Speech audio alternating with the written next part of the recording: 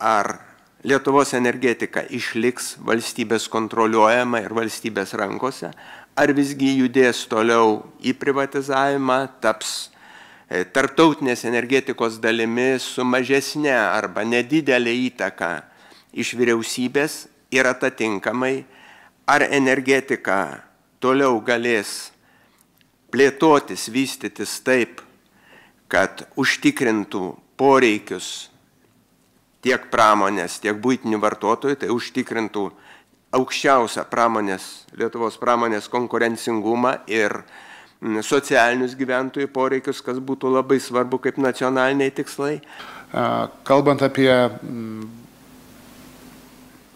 išlikimą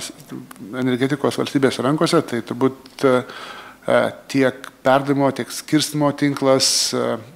infrastruktūra, terminalas buvo ir išliks valstybės. Ir taip pat norėčiau atkreipti dėmesį, kad tiek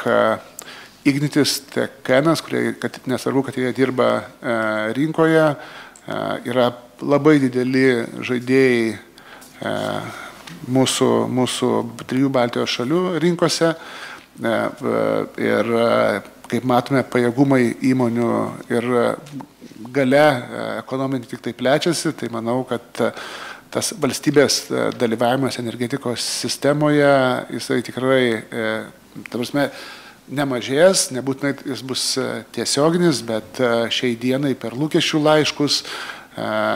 ir valstybė gali įtakoti ir įtakoja valstybės valdomų įmonių, sakykime, kryptį ir sprendimus.